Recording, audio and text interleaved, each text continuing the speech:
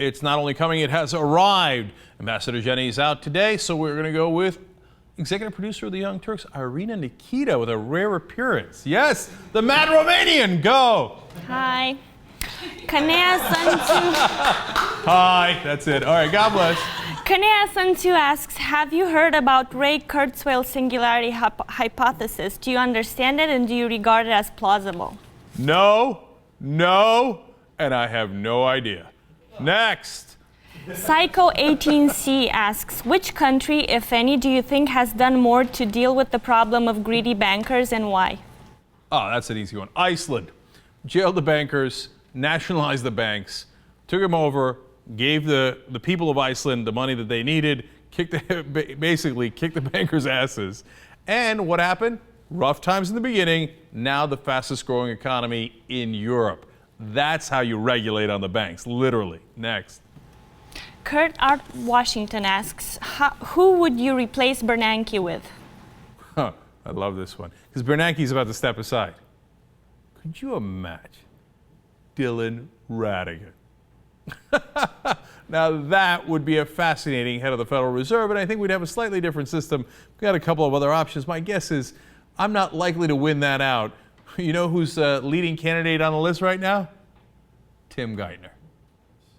For Christ's sake. Next. Question from Gilbert Bonatin. Do you stand by your declaration in 2008 that Sarah Palin is the dumbest person in American politics?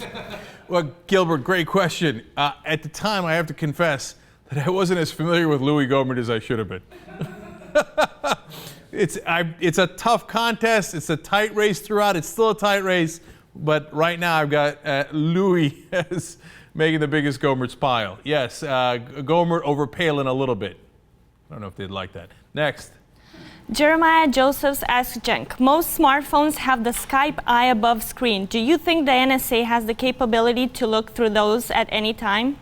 I'm starting to worry that I'm getting a little paranoid because I've thought about that. And I look at it and I'm like, hello. I don't know if they have the capability. Are they doing it? They're not actively looking at your smartphone right now going, oh, look at Jeremiah. Oh, he's got to really comb his hair today. So, as my son would say, not yet. Could it be? Well, probably. Technologically, it's probably quite possible. Next.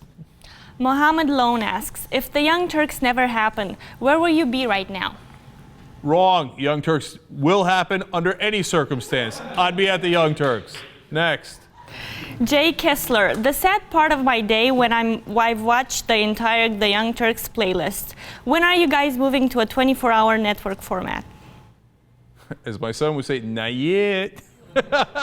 But coming soon, but not that soon. Next. Amin asks, who would you support in a soccer match, Turkey or USA? Amin, this is an excellent question and one that has ripped me apart for decades. I'm always torn by this, although they, I think, played like twice. But anyway, and the reason is, look, I'm very patriotic about America. You see the flag in the background, etc.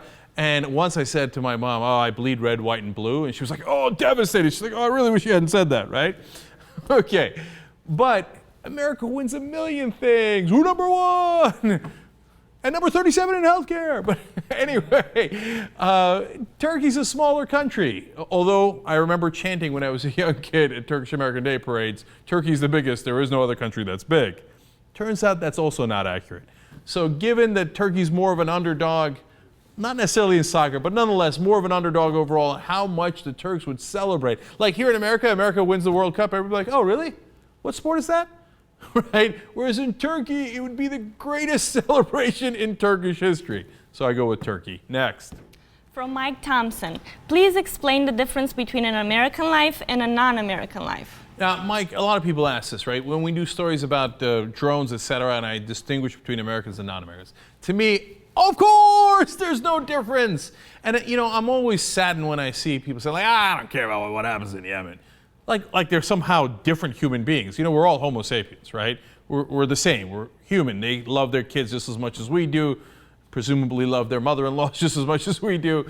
They got families, and we shouldn't be droning them any more than we should be droning American citizens.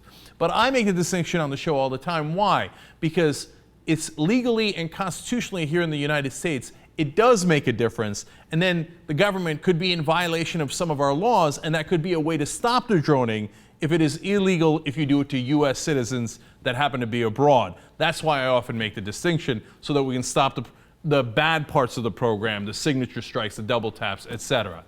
Next. Question from Lauren Fleming. How has your opinions of President Barack Obama and his administration changed through the years? Oh boy. Okay, last one. Look, this is a huge question, right? But the bottom line on it is, yes, in the beginning I said be wary. Here's a guy who never challenged Bush when he was in the Senate, etc.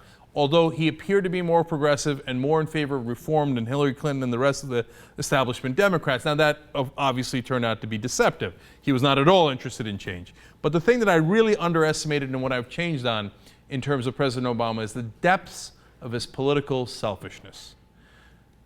If it's going to help his political, or he perceives that it's going to help his political chances by 0.001%, and he's going to do a drone strike in the middle of northern Pakistan, and 26 to 42 people are going to get killed, a story that Brave New Films reported on today, press the button. Oh, they turned out to be civilians. Sad day. But I look tough on national security. I didn't know that he had those depths. Those are not good depths. And that's why I've changed my mind on some of the way that I perceive him, because of the facts. All right, depressing end to a Twitter storm. Go.